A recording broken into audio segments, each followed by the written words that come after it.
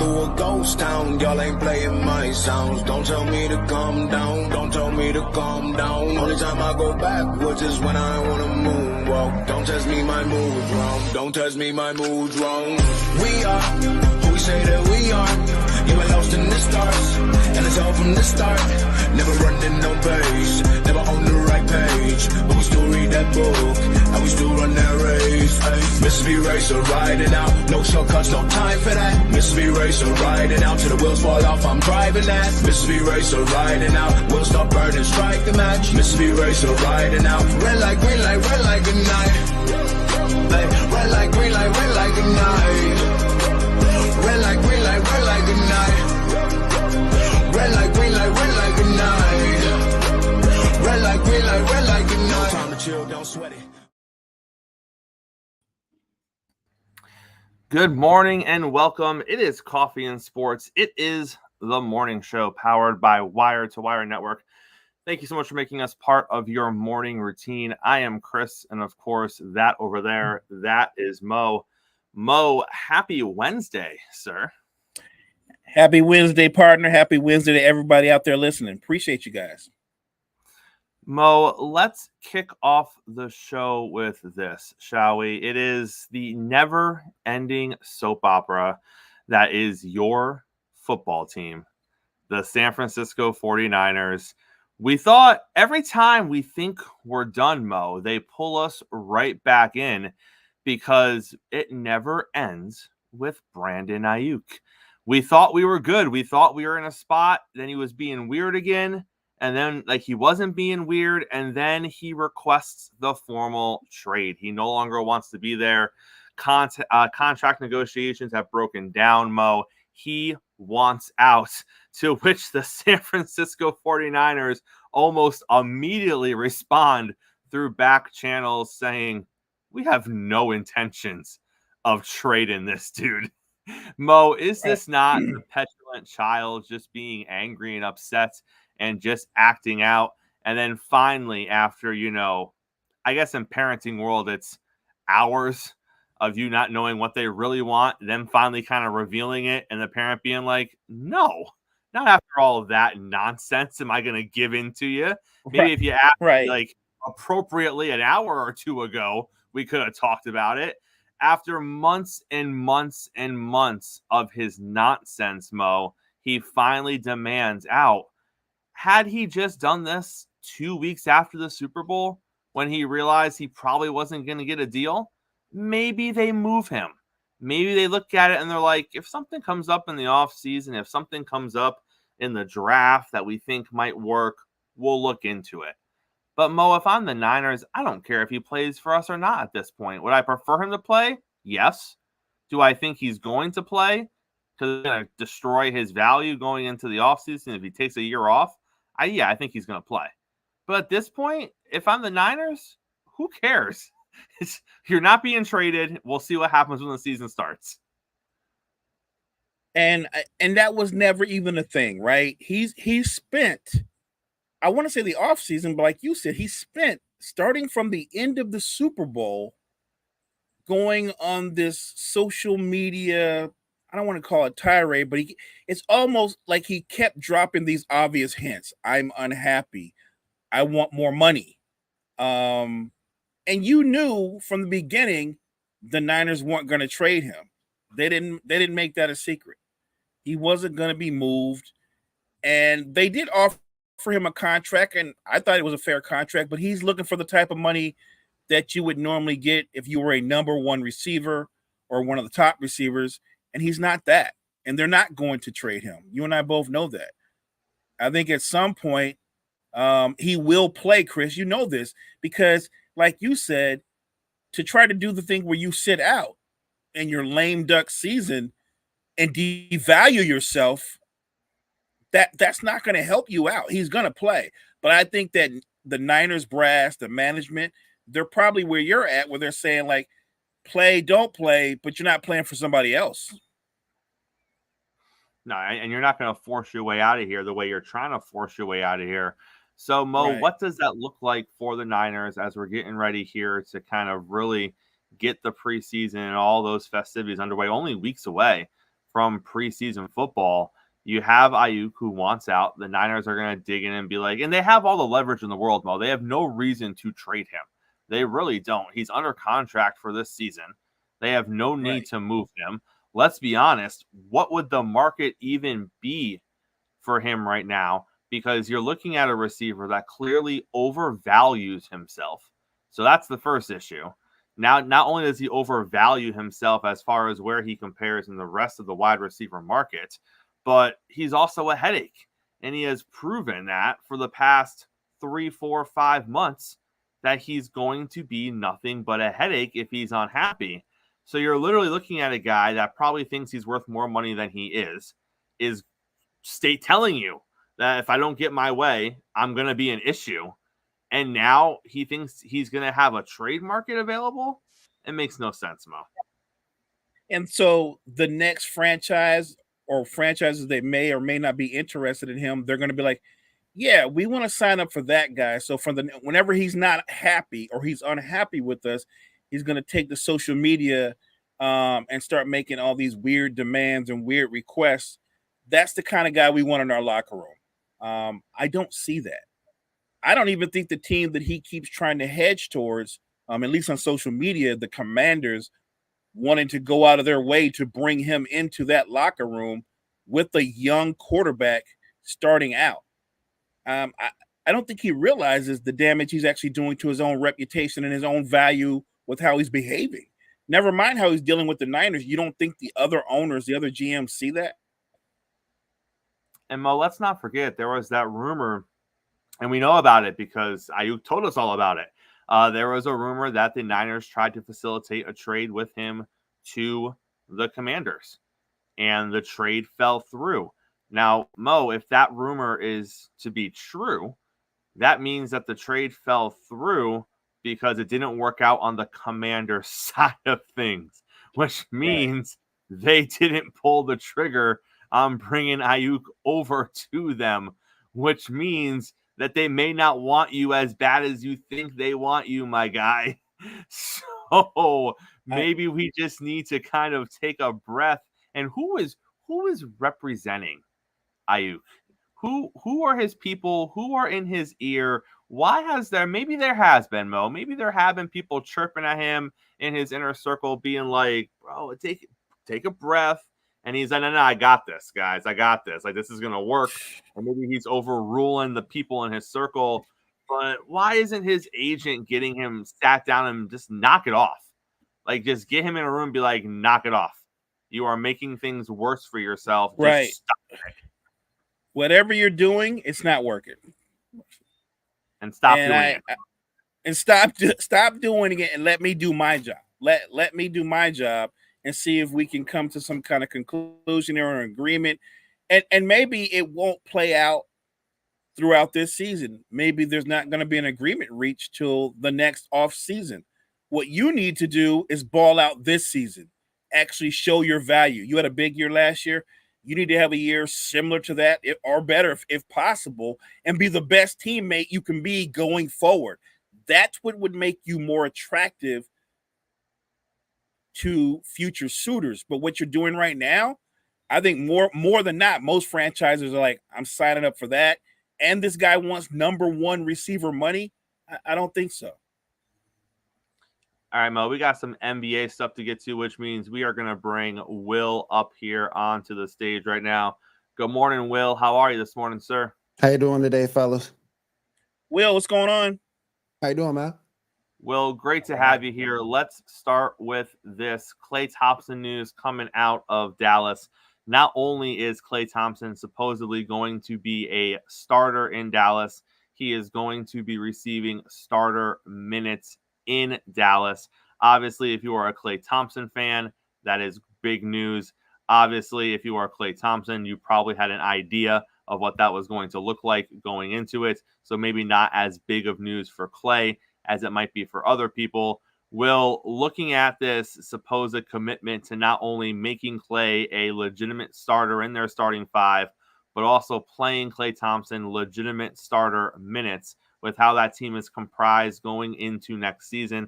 Is this a smart move by Dallas? Is this a this is a best case scenario kind of thing, yeah, we're going to start him. We paid him money. We want him to be a starter. So we are going to roll the dice and we're going to go all in. But if we're 20 games in and we're seeing the Klay that we saw for, spurts in Golden State where he can't hit nothing, we reserve the right, Will, to adjust our game plan and make Klay the first guy off the bench or wherever the case might be. How do you see this starter Klay version playing out with the Dallas Mavericks?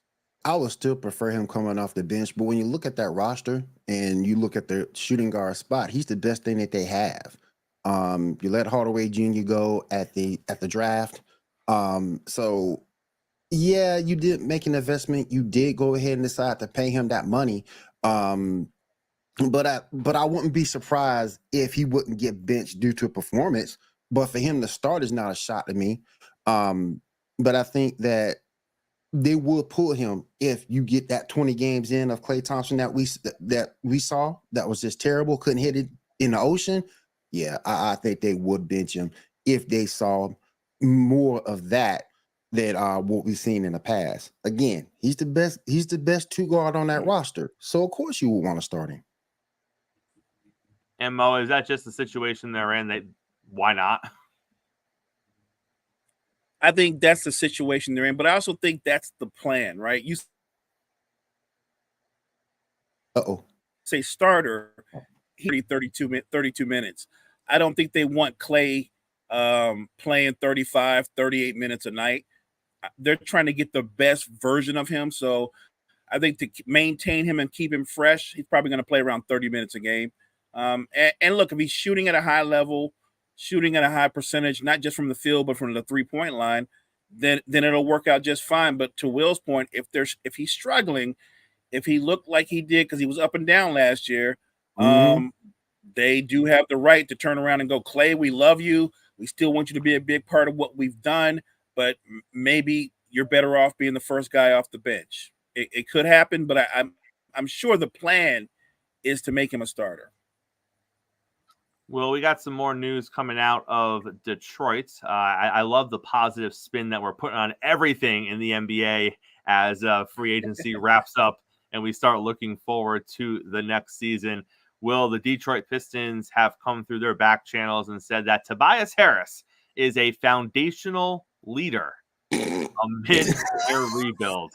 Tobias Harris is a foundational leader amid their rebuild. Foundational leader, Will. In what world? How? He's never done it in the past. This is press conference talk. That's what this is. This is all this is, press conference talk. We had a big free agent signing. We're gonna hype him up. But at the end of the day, all NBA fans, we seen what the Tobias Harris is. We have seen what he's done. And it's not going to be to the level of what they think he's going to do. Not saying that he's not better than me, because I had a lot of people, when you criticize people, a lot of people come back and say, well, he's better than you. Of course he's better than me. But at the same point, he has never been that in the past for anybody. So this is just press conference talk and to hype up their own free agency. You'll see throughout the season what he gives you. You'll see.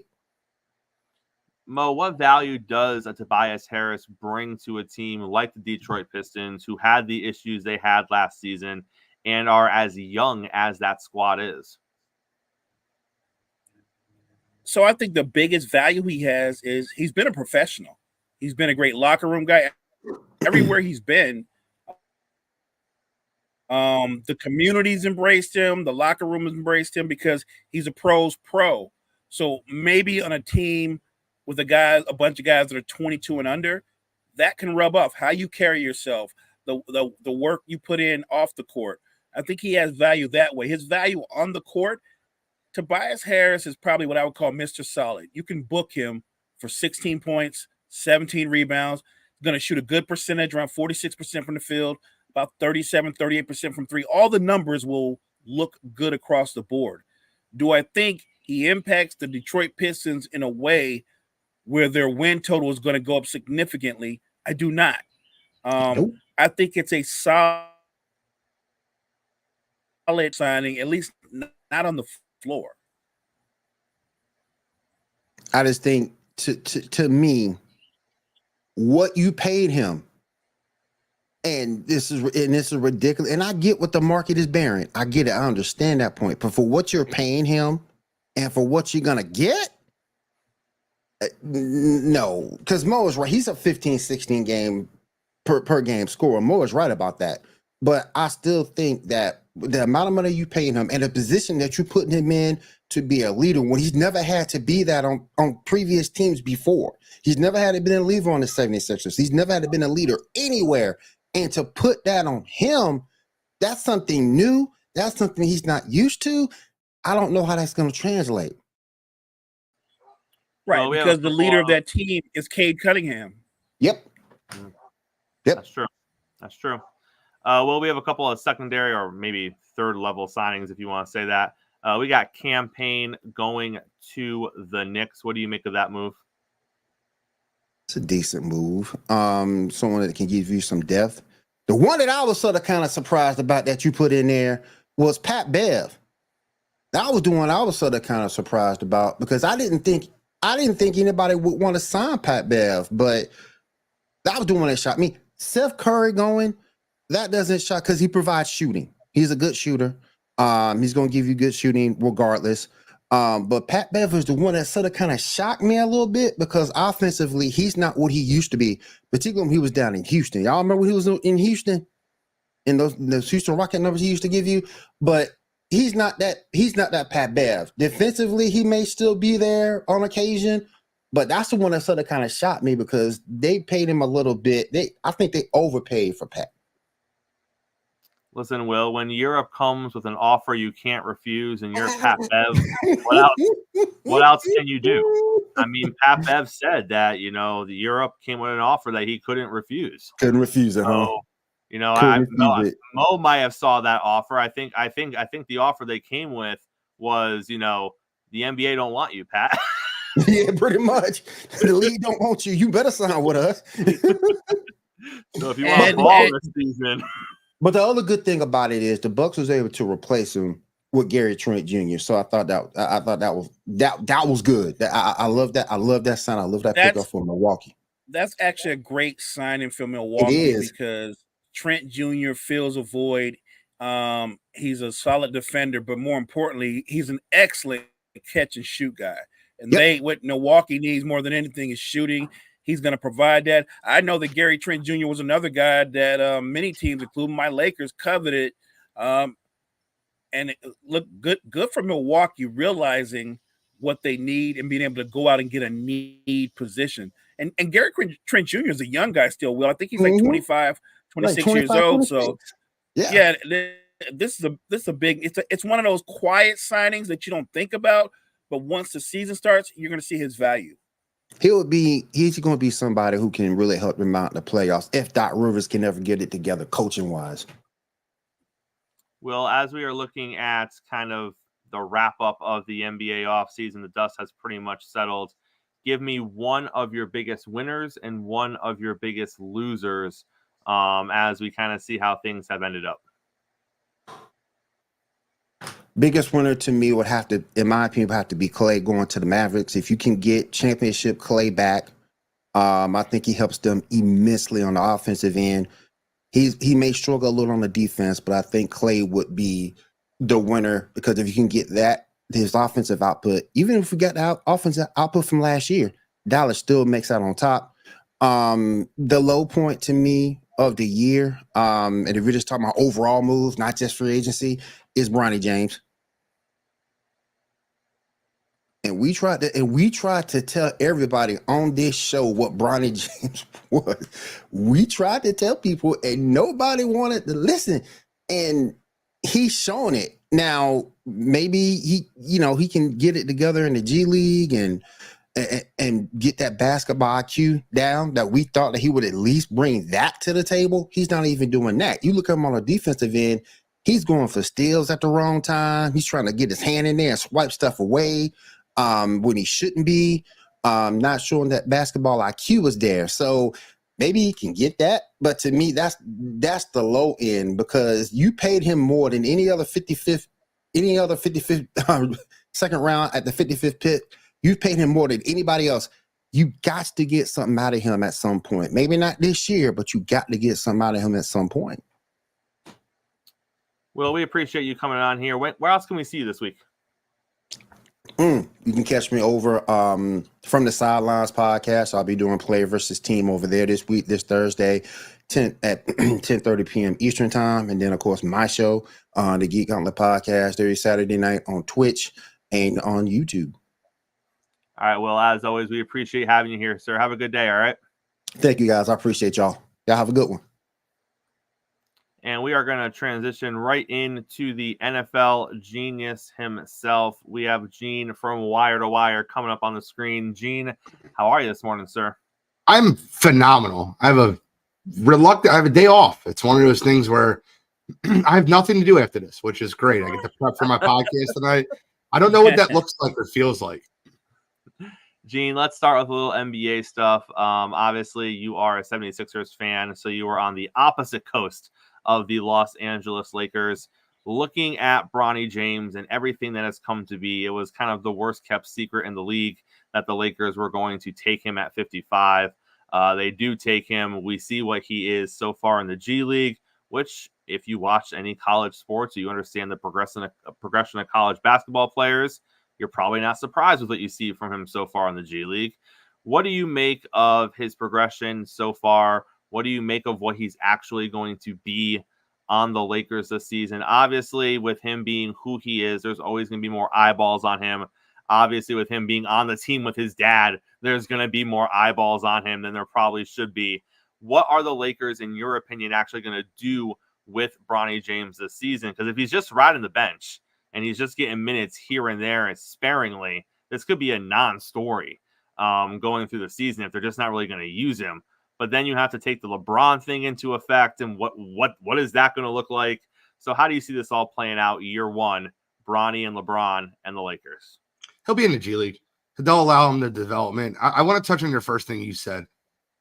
I think that I was one of the first people that were critical of the Lakers signing him over a player that could have got signed.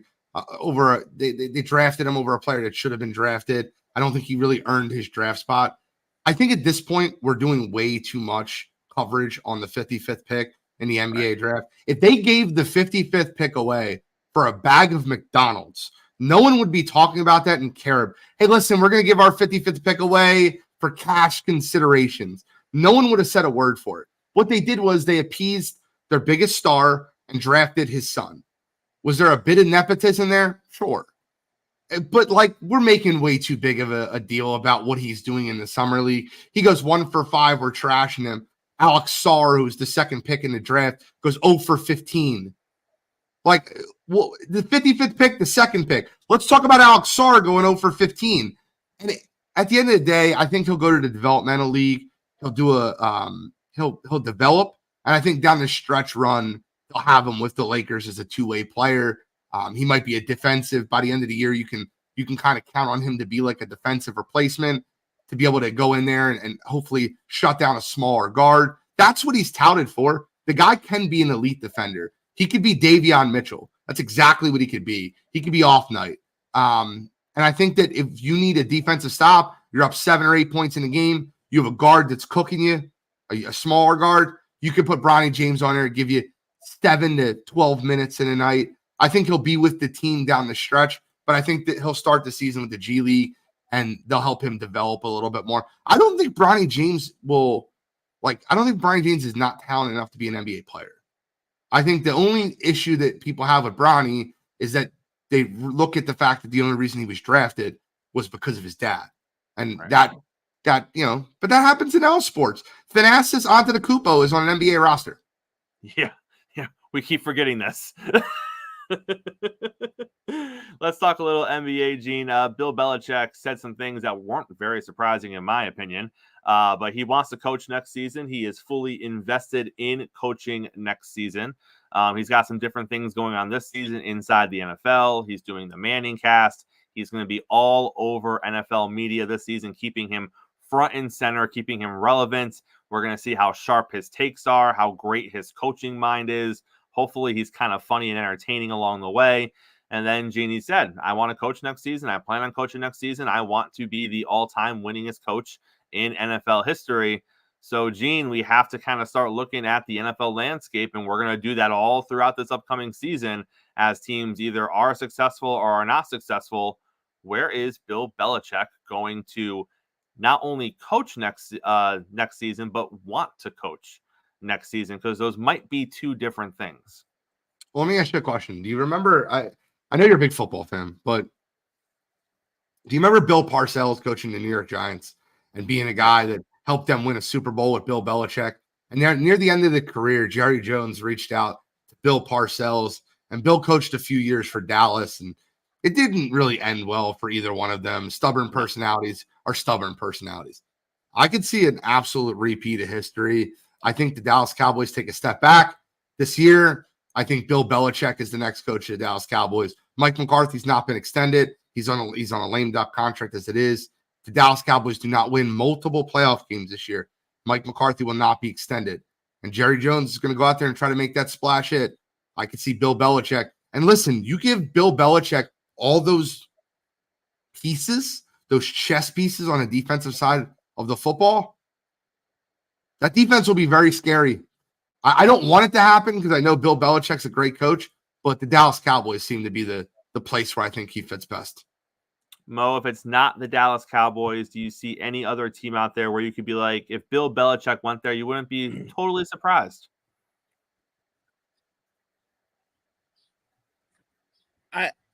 I think Dallas, to me, seems to be the right fit.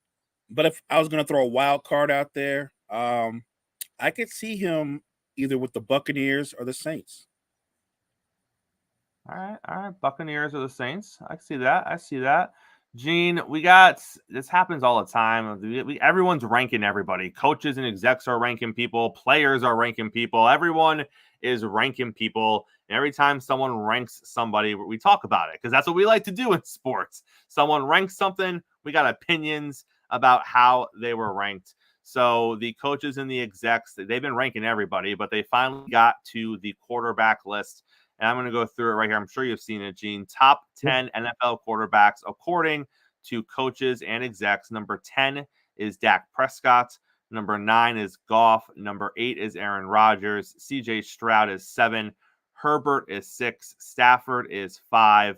And then Lamar, Allen, Burrow, and Mahomes, which most people have as their top 4. Various orders behind Mahomes, depending on your personal preference. So, Gene, let's start with this. Dak Prescott, should he be in the top 10? Justin Herbert, should he be as high as he is? All right, that's interesting because you got to frame the question to me of what are we talking about? Are we talking about for just 2024? And if we're talking about for just this year and you're ranking them for 1 year, which I'd assume that's what the conversation is, that you have to have Justin Herbert way lower than where he is. That team's going to stink this year. They've lost their wide receiver 1, their wide receiver 2. They lost half their defense. They're in cap casualty. Jim Harbaugh is going to have to rebuild what that organization is. Justin Herbert has to be lower on that list. He's not done anything. So as far as Dak Prescott, look, if you're rating quarterbacks based off of performance, statistical measures, and what they did, it's really tough not to put Dak Prescott in the top 5 or 6 because what he's done each regular season has been very good. Now, we've seen very good quarterbacks in the regular season struggle come postseason. There's 2 things that I constantly question with Dak Prescott. One is his leadership ability. He has way too many wide receivers that call him out or show him up on a football field. And even his cornerback with Trevon Diggs last year with the whole training camp fight. I don't know if he has the leadership qualities to be an elite quarterback. The second is his clutch time performances. You look at that first half versus Green Bay. Turnover, stop, turnover, bad pass. They didn't get CeeDee Lamb a catch until 4 minutes were left in the second quarter, which CeeDee Lamb was the most targeted receiver in football last year. And arguably the best receiver in football.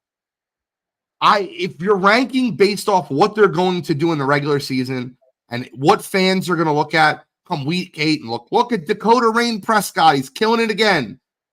Yeah, he should be a top 10 quarterback. Is he one of the top 10 quarterbacks I want on my team? No. The answer would be no. If I'm building this list of if I start a franchise, I have Herbert over Dak, I have Lawrence over Dak, I have Burrow, I have Jackson, I have Mahomes, Allen, Hurts. And I say Hurts because while Dak Prescott has better throwing statistics, if I want to win a football game, I'd rather have Jalen Hurts because Jalen Hurts will find a way to move the sticks, find a way to get in the end zone, where Dak Prescott has shown you in the biggest games that he'll find a way to lose them. And Gene, that leads perfectly into my next question. Philly fans were in a bit of an uproar with this list because Jalen Hurts was not listed as a top 10 quarterback by the coaches and the execs. Is Jalen Hurts going into this season? Let's put that caveat on it. Is he a top 10 quarterback in the NFL? No, he's not. He's a top 10 winner in the NFL as far as quarterbacks. He's not a top 10 quarter. I want you to look at Jalen Hurts' surrounding cast. Would you argue that he has one of the best receiving corps in football with A.J. Brown and Devontae Smith? At least the best 1-2, one of the best 1-2s. Does he have a top 10 tight end, Dallas Goedert? Does he have a top 10 running back in Saquon Barkley? How about a top 5 offensive line? He has all of the tools around him. If he does not perform at a top 5 level this year, it's on Jalen. It's on him. So the truth is he's not. Do I think he'll develop in? If I was projecting, yeah, I think he'll develop into a top 10 quarterback. But what they did this year is the same thing they did last year by putting Jalen Hurts at 4. Is they look at 1 season's of work and they way too much emphasis. Did you say Jordan Love or CJ Stroud were on that list? Stroud is 7. Yeah, that's my point. He's had 1 season with a very good offense coordinator, Bobby Slowick, and an offense that nobody really understood what was coming out of them. Yep. And now CJ Stroud's 6th or 7th. That's a wild. Like, I feel like you have to earn those spots, right? Jalen Hurts' 2023 was better than, or 2022 was better than CJ Stroud's 2023. Yes. But we're sitting in the same spot that we did last year, where we had Jalen Hurts at 4, Dak Prescott at 14, who runnered up for MVP last year. CJ Stroud's now at 7. Jordan Love's at like 11. Yep. Jordan Love was terrible. You remember Monday Night Football week 15 versus the New York Giants? He was awful. He got beat by Danny DeVito. Yep. Tommy DeVito, I know, but he has a good playoff game versus Dallas and a good half of football versus San Fran. He's elite. He's elite. We got to put him. That's not the truth. He's inconsistent. He's a young NFL quarterback.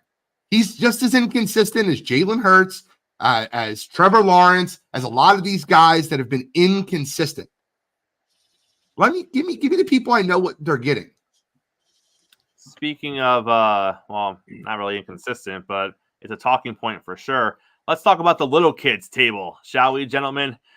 We had some interesting NFL talk this past week when we were talking about who deserves to be at the big boy table when you're talking about the greatest quarterbacks of all time and who deserves to be at the little kids table. And it seemed like the qualifier to sit at the big boy table is multiple Super Bowl wins. And if that's the qualifier, gentlemen, that means Dan Marino and Aaron Rodgers are sitting at the little kids table, not allowed to be in the big boy conversation.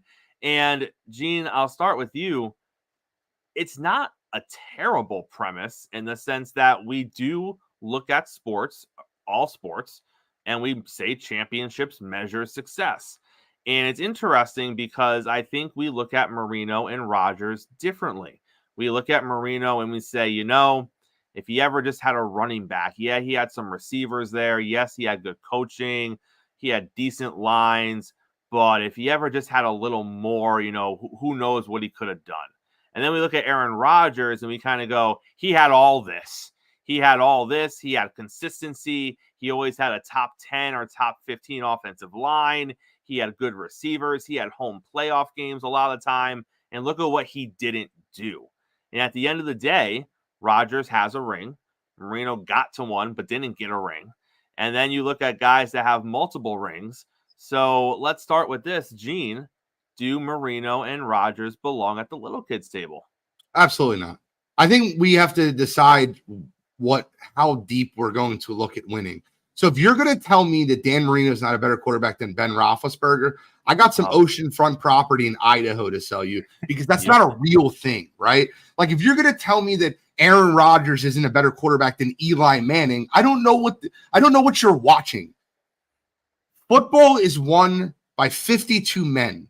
Yep. Is the quarterback the most important position? Absolutely. But even Jordan needed Pippen before he could cross that threshold into being a champion. Are we gonna sit here with a straight face and tell me that Luka Doncic isn't a better basketball player than Jason Tatum? You're out of your mind. And I use that example for quarterbacks because you look at so many elite quarterbacks that just didn't have the right coaching, didn't have the right franchise, general manager, offensive line, wide receivers. You brought up Miami having wide receivers. You tell me what list Clayton and Duper are on for top 15 or 20 wide receivers of all time. They were good receivers because Dan Marino made them good receivers. I'm not saying they're bad, but they're Irving Fryer. Like, they're decent wide receivers that have made it in the NFL, but they're not Torrey Holt and Isaac Bruce or Marvin Harrison and Reggie Wayne, Antonio Brown. These guys, I would even argue that they're not Plaxico Burress in his prime. I look at these guys and I say, how much do quarterbacks define winning? And I think the elite ones, Tom, Pat, can make things work without having that organization around them. But if we're going to talk about the big kids table and the little kids table, you better only have 2-3 people at the big kids table. And we could say Peyton Manning has 2 Super Bowls, but do you really give him credit for that Denver Super Bowl, or is it that defense? Because Peyton Manning should have won more than 1 Super Bowl. But that Denver Super Bowl, 13-3, is that what the final score was in that game? That was a joke. And the only touchdown was scored by a defensive player. We're not going to pretend that Peyton Manning won 2 Super Bowls. He won 1. His defense won the other. Frank Dilfer must be at the big kids table over Dan Marino too. That's not a real thing. And Mo, no one wants to talk about who Peyton beat in his only Super Bowl, because he beat a great defense. Baby. He beat a great defense in that Chicago Bears defense, but he beat Rex Grossman on the other side of the field. Mo, if you look at the big kids table and you take away Brady and Mahomes, because those are the ones that are going to get the first 2 seats, who are you putting at the big kids table for quarterback, where you're saying, no, Aaron, you guys sit over there with Dan. You and Dan sit by yourselves over there. Who else is at the big kids table, Mo? Once you say no, is Aikman's got to be there, right? Is it Aikman? Is it Montana? Like, who else are we filling out the big kids table with? Because I guess Eli's at the big kids table because he's got 2. Yeah, he's not at my big kids table. I mean, if that's the case, Jim Plunkett's at the big kids table. I wouldn't put him there either. I actually have Marino at the big kids table. For me, I've always thought of Marino as a unicorn, but I don't think winning does matter. But if you watch the football games, if you watch these guys play, it's like Gene said, 52 men. I watched those Dolphins teams in the playoffs.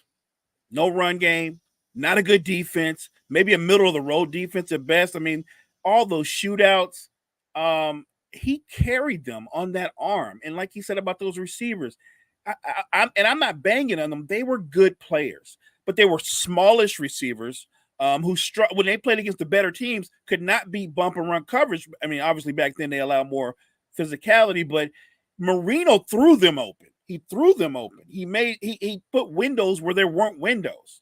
So I look at guys like Marino. I have him at my big boys table.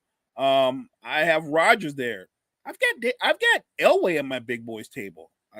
I think Elway was a guy that did. If you look at all those Super Bowls he's lost, he had no business being in those Super Bowls. He didn't have 1,000-yard running back. He had a big name running back. They didn't have great defenses. They had great defenses nicknames, but not great defenses. He took them to a lot of Super Bowls they had no business being in. He upset a lot of favorites on the way to the Super Bowl. So he's at my big boys table. Montana's at my big boys table. There are a lot of great, truly transcendent quarterbacks. And I'm not going to hold that against Marino or Rodgers, that they don't have multiple Super Bowls, because I know they're all-time greats. And when people go, how do you have Marino there? He's won nothing. You had to have seen the guy play. Because if you saw him play, you wouldn't ask me that question. Look, Montana was fortunate. He came into a system and Bill Walsh set him up for success. And he mastered the system. And kind of like Brady, eventually he became the system. But he was fortunate. Everybody's not as fortunate. Troy Aikman was very fortunate. But I'm not putting him at the big boy. And he was a really good quarterback. But I think that's what Troy Aikman was. He was a really good quarterback, not a transcendent quarterback, not a special quarterback. See, the thing that you bring up with John Elway, and Mo, you watch both of them play football, John and Dan. And if you just take like the winning success, because John Elway was considered the biggest loser ever. He lost like 3 or 4 Super Bowls until he won one, right? Right. If you watch both of those guys play football, and nothing against John Elway, love John Elway. He had a rocket of an arm. He had all the courage in the world. But watching both of them play the quarterback position and saying that Elway's better than Marino, I can't do that. I thought Marino was a better thrower of the football, more accurate of football, had better command of the offense. And it reminded me of watching Peyton Manning and Ben Roethlisberger. If I was breaking down Elway and Marino, I would watch Peyton Manning, who really reminded me of what Dan Marino did on a football field. And I watched John Elway, who really reminded me what Ben Roethlisberger did on a football field. And I think that Manning is better than Roethlisberger. I think that's a good comp. I think. Gene, do you have Brett Favre at your big boy table? No, I think that Favre was an absolute gunslinger that made a lot of mistakes on the football field. I think that Brett Favre is at the back half of my top 10. I have him number 10 or number 9. I teeter in between him, but I think Brett Favre is a 10 guy, and I don't know how many seats it can fit at the table. So at that point, I'll have him outside of it. Mo, same for you. You got Brett at your big boy table, or is he at the little kids table? I have him like Gene is. He's like 10. I don't know if that gets you to the big boys table, but a gunslinger. In a weird way, Elway was a gunslinger. He just got away with more than Brett got away with. I mean, Brett threw them into games, and he threw them out of games. Yeah, he did do that. Gene, where can we see it tonight? What is happening on Wire to Wire Sports? Well, we have a lot tonight. We have a fully loaded show. I'll give you the full breakdown of it because it's going to be a fun show. Trivia. Cottrell is now on the board, which we got to talk about that. We do have our weekly trivia, which is great. We're going to start our Olympic coverage. We got our NFL cornerback list. You'll have 10 through 6 listed on the page before the show, and we'll reveal our top 5 on the show. British Open picks, or the Open. It's no longer British Open, but you get my point. And then we're going to recap a very fun All-Star week. MLB All-Star was a lot of fun. Home Run Derby still needs tweaking, but I still think Major League Baseball does the All-Star game better than any other sport. Gene, before we get you out of here, your thoughts on the national anthem at the Home Run Derby? You know, did you see the statement the girl put out afterwards? I did not. I'm going to read that statement to you. We're going to be using it as a "you got to be kidding me" tonight. And I just want to read you the statement because it sounds bad at first, or sounds fine at first, and then you hear the end of it and you're like, wow, I don't have any. All right. So I'm not going to bullshit you, y'all. I was drunk last night. I'm checking myself into a facility today to get the help I need. That was not me last night. I apologize to Major League Baseball, all the fans, and the country I love so much for that rendition. That didn't sound terrible, right? All right. I'll let y'all know how rehab is. I hear it's super fun. Is that real? That's what you ended with? It was the worst rendition of the national anthem I've ever heard in my entire life. And that statement was so perfectly worded. Like, I have a problem. I was drunk. I'm so sorry. I will get help. And then I'll let y'all know how rehab is. Heard it's super fun. Is that like, come on, man? I feel like the publicist wrote the first part of it, and she's like, I know what I'll end it with. I got to put something in there. It's fine. I got to put a little twist on it, you know? Oh, so bad. It was a terrible rendition. I think it was worse than Fergie's. I think it was almost as bad as Roseanne Barr's. That is a good company. Did you hear it? I heard it. It was awful. So bad. It was awful. I thought it was I thought Ashton Kutcher was going to come out and it was going to be a Punk'd episode. Like, gotcha. Like, this had to be a ruse. It wasn't a ruse. And, you know, I know that they're picking on Bohm a little bit because he was kind of cracking. I don't know how more people weren't. I don't know how more people, as they were panning through the players, didn't have the same look as he did or worse looks, because they were all hearing the same thing we were hearing. So the fact they kind of put their heads down and kept a straight face, I don't know how they did that. Gotta give them all the credit in the world, because I was watching that like mortified. I'm like, oh. Gene, always appreciate having you here on Wednesday, sir. We'll see you tonight. Have a good one. Appreciate you, Gene. Thank you guys so much. All right, Mo, let's close out the show with this. We got a little WWE stuff to talk about. SummerSlam is going to feature Gunther challenging for the World Heavyweight Championship when he takes on Damian Priest. Obviously, Gunther earned this title shot by winning King of the Ring a couple of months ago, as did the Queen of the Ring earning her women's title shot when Nia Jax challenges for the title at SummerSlam as well. So, Mo, looking at Damian Priest's title run, which I think if we called it up and down, I think that would be a fair statement for Damian Priest. Because I think he's had moments. I think, and I'm not talking about, you know, the non-kick out at the last pay-per-view. I'm not talking about the top rope botch 2 pay-per-views ago. I'm talking about on screen. I'm talking about his mic work. I'm talking about kind of what he's done as champion as far as being must-see TV or money TV. I think he's had a couple of bright moments, and I think at times it's been kind of lackluster. But now WWE has a big question, Mo. Do they finally put the belt on Gunther?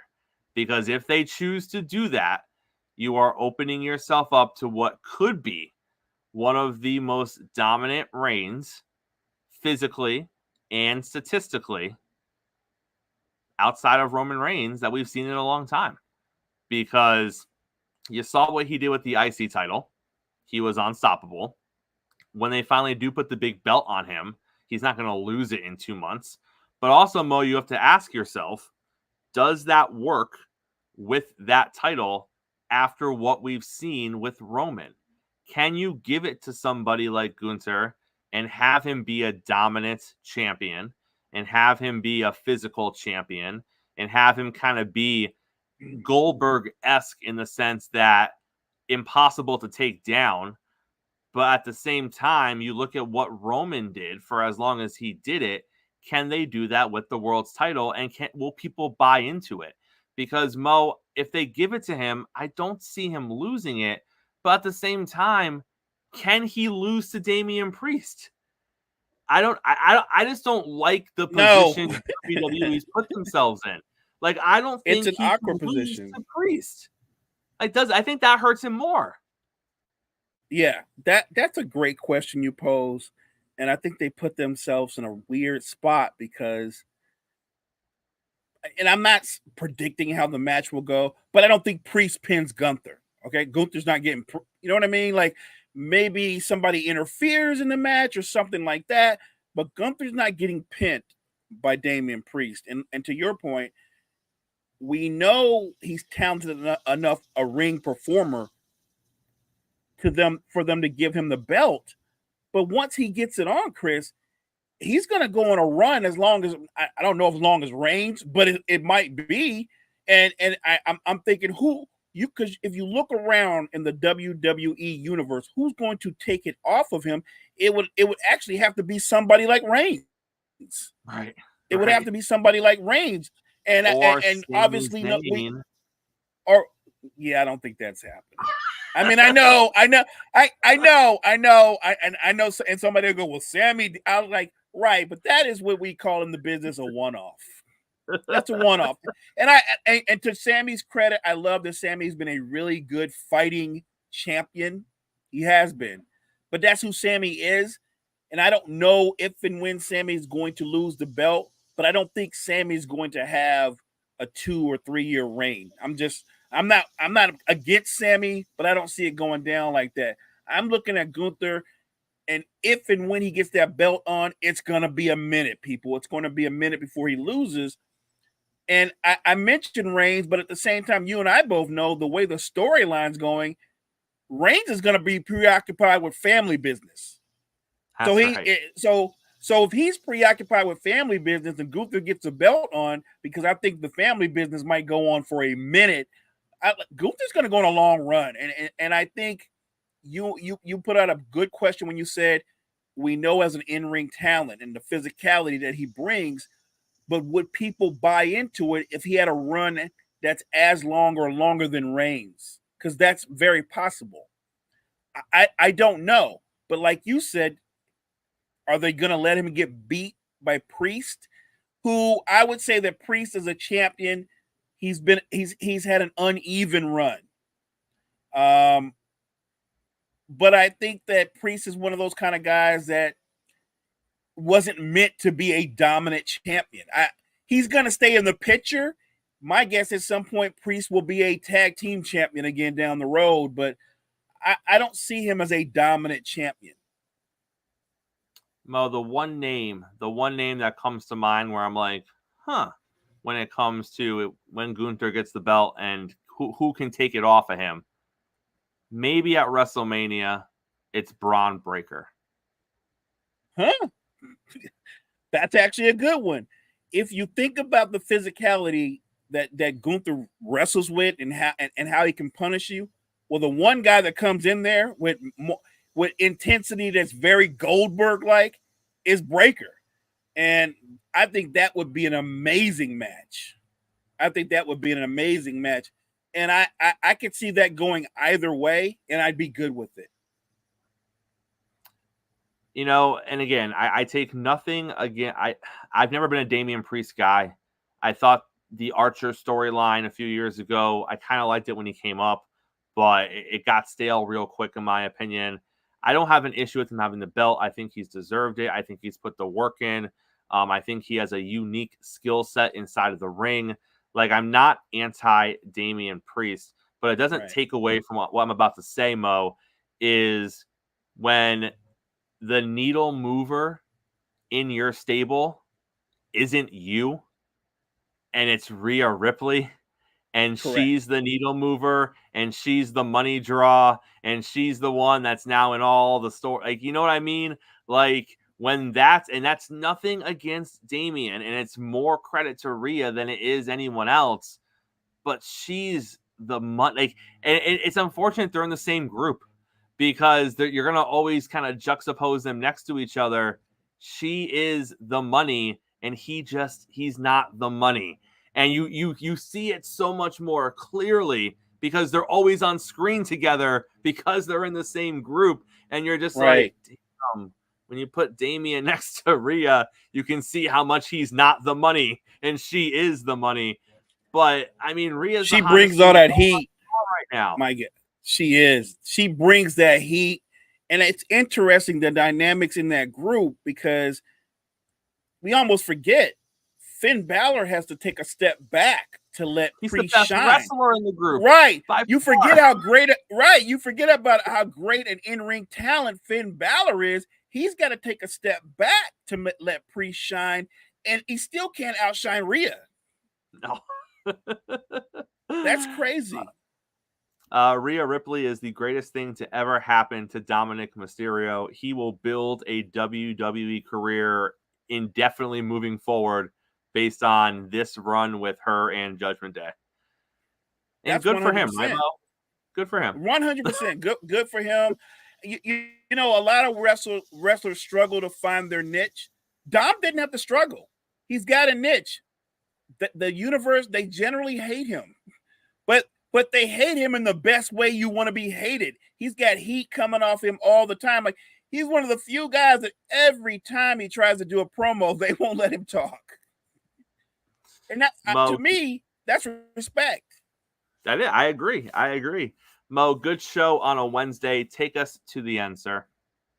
Hey, appreciate you guys joining us this Wednesday. Make sure you check out all the great content that we have at the Wire to Wire Network. Check out the Wire to Wire podcast tonight. Wire to Wire Network, we appreciate you. Guys, make sure you're back here same time, same place tomorrow morning.